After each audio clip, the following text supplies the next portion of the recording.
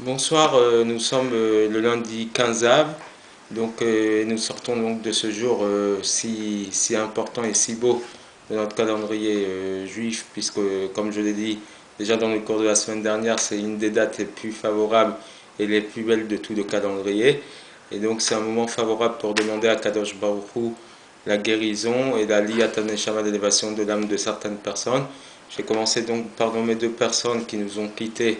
Une dame dont j'avais demandé la semaine dernière qu'on fasse une bracha pour sa guérison et qui nous a malheureusement quitté dans la foulée, Madame Rivka Bat Nejma Meslati. Également pour un ami qui était Khazan dans une communauté, dans plusieurs communautés en banlieue parisienne, qui nous a quitté trop rapidement, qui s'appelle Rav Nissim Ben Soudika Bouzaglou. Et enfin demander la guérison totale pour plusieurs personnes. Donc le père d'une dame qui m'a demandé d'intercéder pour lui par Facebook, qui s'appelle Avram Ben Esther. Et enfin un ami que j'apprécie beaucoup, Meir Ben Miriam, qui est donc une personne âgée. On m'a demandé de demander des bénédictions pour sa guérison. Et j'aimerais terminer par les personnes dont nous demandons la guérison depuis quelques semaines, à savoir la mère d'un ami, Esther Badrachel, pour un très cher ami qui s'appelle Aurel Ben Sarah. Et bien évidemment, je terminerai par la guérison de Chaim Ben Mesaouda Shishportish, qui est un de nos très grands amis. Et vraiment, j'aimerais que tous se joignent à moi pour qu'on demande la guérison totale pour toutes ces personnes, que Kadosh Baruch Hu leur donne la force de supporter les épreuves et de grandir après les épreuves. Donc, à part être la sortie du jour du 15 av, c'est aussi cette semaine la parashat Ekev. Vaya Ekev Tishbeun, si vous écoutez les paroles et les lois de la Torah, et Akadosh Baruch Hu va vous préserver. Il nous promet beaucoup de belles choses si nous suivons les lois de la Torah. Un des passages de cette paracha, c'est le moment où Akadosh Baruch Hu, ou Moshe Rabbeinu plus exactement, nous parle du désert par lequel nous sommes passés. Donc Akadosh Baruch Hu, Amodichecha Bamidbar Agadol Banora, celui qui te fait passer par ce grand désert redoutable, dans lequel il y a Nachash, des serpents, Saraf et Akrav, des séraphins, des scorpions, Betsimaron Asharan Maïm, et une soif qu'on ne peut pas étancher, où il n'y a pas de l'eau ne peut pas étancher la soif.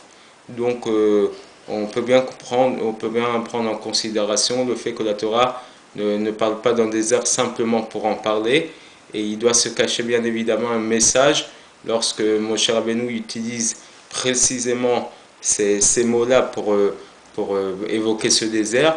C'est véritablement pour nous faire comprendre en quoi ce désert, c'est en même temps un désert géographique, mais c'est aussi un désert spirituel. Et comme son nom l'indique, le désert, c'est un endroit où il n'y a rien du tout. Mais pourquoi utiliser ces termes-là pour parler de ce désert? Donc c'est justement pour nous enseigner quelques enseignements que l'on va tenter d'expliquer. Ce grand désert représente enfin la galoute, la longue galoute dans laquelle nous nous trouvons avant la délivrance. Et les détails de ce désert font allusion à l'entourage et aux causes de ce que cette galoute, cet exil a produit pour Israël. Et en connaissant les raisons de la galoute, de l'exil, ça allégera la possibilité de réparer l'exil et de mériter la délivrance. Puisqu'on connaît tous l'expression qui dit Yedi Atamaka Chatziterufa, et c'est d'actualité, la connaissance de la plaie, c'est la moitié de la guérison. Lorsque quelqu'un va se présenter devant un docteur, si le docteur ne fait pas de diagnostic par rapport à des symptômes, il ne peut pas connaître la maladie et il ne peut pas savoir la guérir. Donc c'est pour ça que nous allons chez un docteur qui nous permet justement, lui, de savoir de quoi on est malade, et avec des médicaments, avec des traitements, il nous guérit de notre maladie.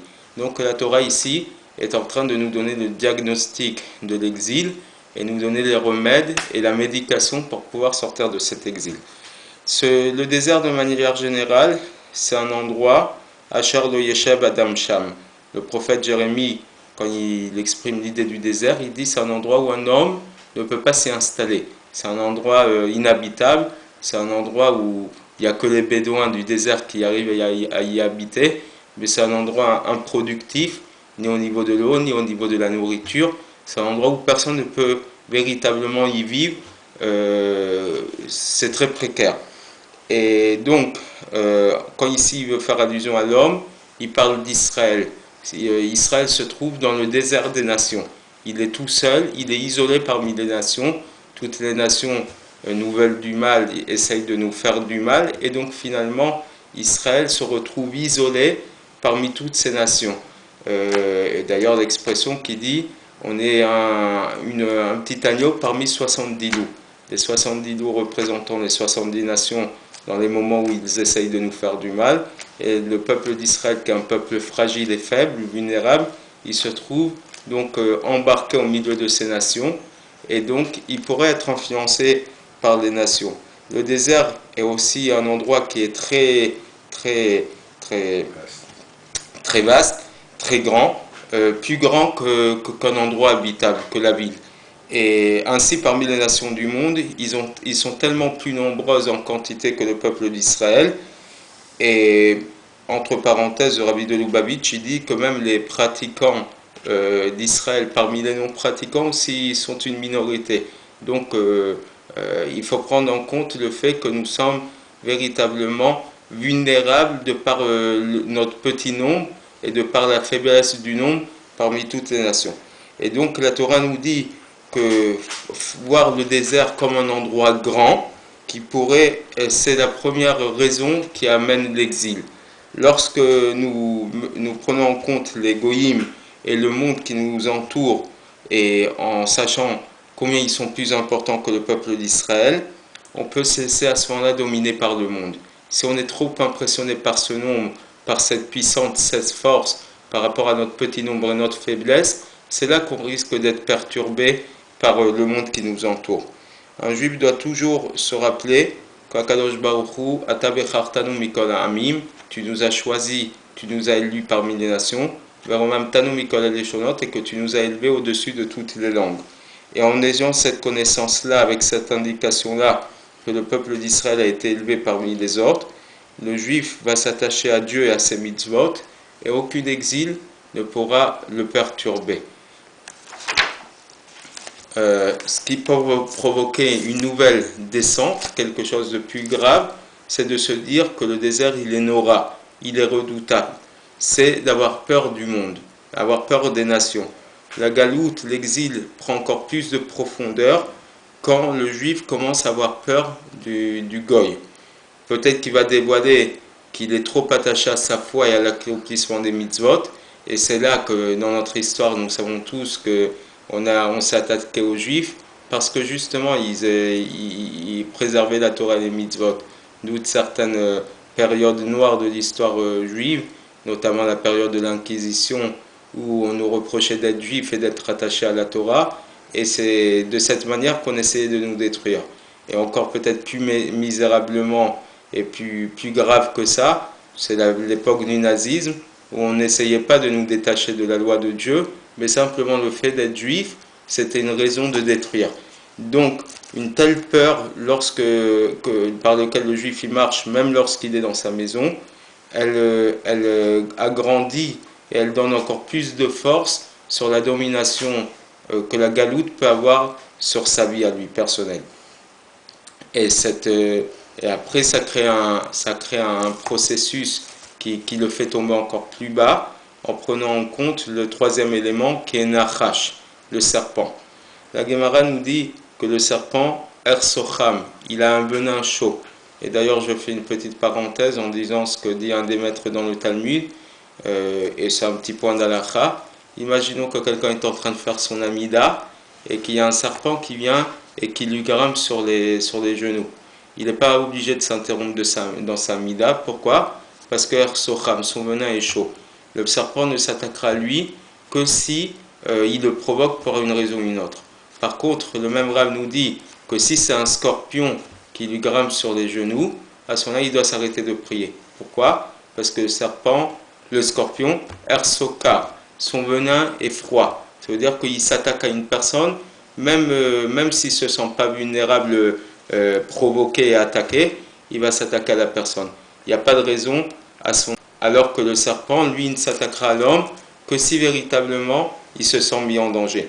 Mais donc l'idée d'avoir le venin chaud, c'est une allusion au fait que le monde, il arrive à pénétrer chez le juif, à le pénétrer par un enthousiasme étranger à ce que ça doit être, à ce que doit être sa vie.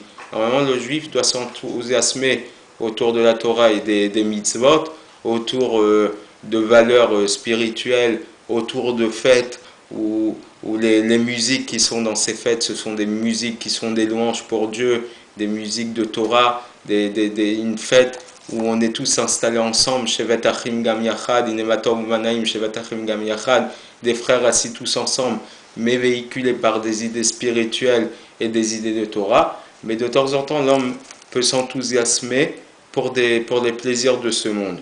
Et ça diminue automatiquement la lumière et l'enthousiasme qu'il pourrait mettre pour la Torah. Tout à fait logiquement, si je prends moins de temps pour m'enthousiasmer pour la Torah parce que je me suis enthousiasmé par d'autres choses, ça me laisse beaucoup moins de temps et ça diminue dans mon cœur l'envie de m'attacher à des idées spirituelles. À ce moment-là, le chemin est court pour quelque chose d'encore plus négatif qui s'appelle saraf. C'est quelque chose qui brûle complètement et qui le détache complètement à toute attirance vers la spiritualité et la sainteté.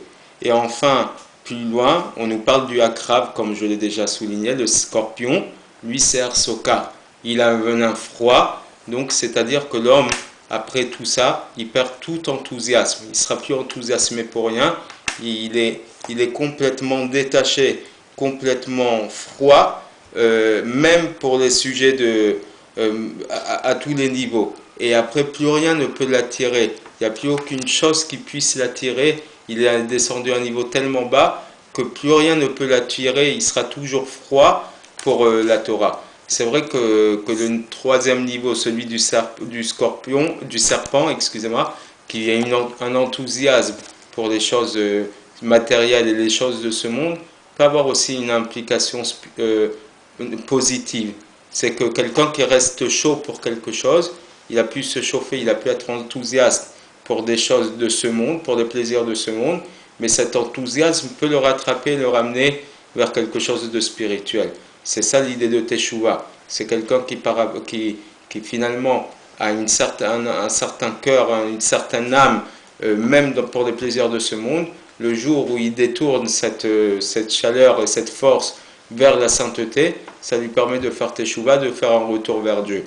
Mais quelqu'un qui est totalement refroidi, qui est complètement détaché de tout, finalement il rationalise tellement les choses, il est tellement froid à tous les niveaux, que même lorsqu'on lui donne des signes qui puissent lui permettre de se rattacher, de revenir vers Dieu, les signes le bloquent et il ne peut plus revenir vers Dieu. Ça c'est le niveau, l'avant-dernier niveau, qui risque de nous amener au niveau le plus bas, c'est Simaon Asharen Maïm, une soif qu'on ne peut plus étancher. De temps en temps, Dieu réveille chez les Juifs une soif et un certain désir vers le judaïsme.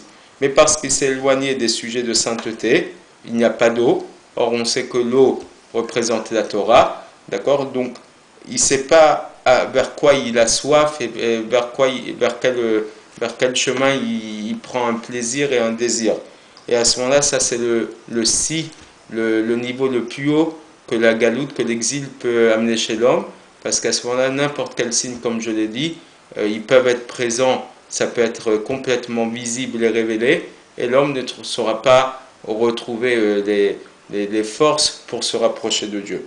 Lorsqu'on sait ça, et qu'on prend déjà garde au premier niveau, donc ne pas donner d'importance, trop d'importance au monde qui nous entoure, savoir s'entourer de personnes qui nous permettent d'avoir une vie quotidienne, une vie régulière autour de la Torah, même lorsque les goïms ils essayent de nous influencer par une manière ou une autre à nous détacher de Dieu, on peut sortir de l'exil et mériter la Géoula qui viendra très prochainement. Comme j'ai encore dit la semaine dernière, nous sommes sortis de la période de Tisha B'Av Nous sommes passés par ce jour extraordinaire du 15 Av et nous sommes dans une période d'été où dans les 15 premiers jours, si Dieu veut, si Dieu nous prête vie, nous allons rentrer dans la période du mois d'Elul. On aura complètement le temps d'en parler. C'est une période où on commence à se lever tous les matins plutôt qu'à l'habitude pour faire des selichot, supplier Dieu, sonner le chauffard pour qu'il nous rapproche de lui. Mais là où cette année ça a un effet pervers subtilement, c'est que ça tombe en plein mois d'août. Et c'est justement là où le bas blesse, parce que le mois d'août, c'est le moment où tout le monde est en vacances. On peut choisir des endroits, Baruch Hashem, la communauté française choisit souvent de se rendre en vacances en Israël. En Israël, on n'a pas l'excuse de ne pas trouver des synagogues, des lieux où aller prier et où se rattacher à Dieu. Ou éventuellement aussi pour mes amis tunisiens, ceux qui se rendent à Juan-les-Pins, il y a des synagogues, il y a des endroits où on peut être...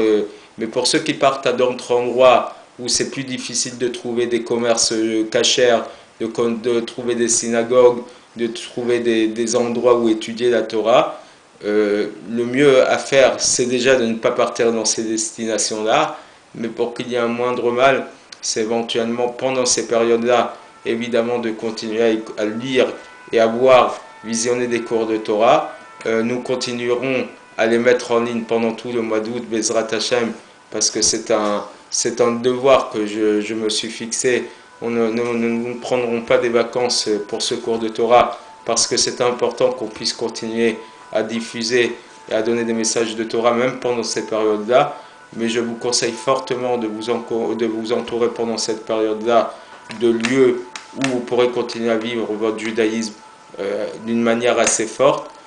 Qu'Akadosh Baruch Hu vous permette de passer de bonnes vacances, des vacances qui vont vous donner des forces pour reprendre dès le début du mois de septembre, le mois de Tishri, le mois des fêtes, Rosh Hashanah, Kippour, etc. Mais en tout cas, Bezrat Hashem, je nous souhaite beaucoup de chaleur humaine, chaleur intérieure, pour nous permettre d'avancer et comme tout le thème de ce cours, ne pas être influencé de trop par ce monde qui nous entoure, parce que notre petit nombre, notre faiblesse supposée, et en vérité notre plus grande force, c'est qu'on est toujours liés les uns aux autres. Lorsqu'un juif dans le monde se sent mal, toute la communauté, dans n'importe quel pays du monde, prie pour lui. C'est le sens de tous ces messages que nous laissons de temps en temps par Facebook ou par texto, où on demande de prier pour la guérison de certaines personnes, parce que nous sommes tous liés les uns aux autres. Et finalement, quand Kadosh Baruch Hu nous aide à tous personnellement de grandir, de sortir de notre exil personnel, et ça permettra qu'on puisse sortir de notre exil pour rentrer dans la Géoula, la délivrance générale et globale pour l'ensemble du peuple d'Israël et en vérité pour l'ensemble des nations, parce que lorsque Mashiach viendra, l'ensemble du monde, l'ensemble des nations profiteront de la lumière visible et révélée de Dieu aux yeux de tous, et ça permettra une nouvelle ère dans ce monde qui sera beaucoup plus belle, je vous l'assure, que la période actuelle. Bonsoir et à la semaine prochaine. Shabbat Tov.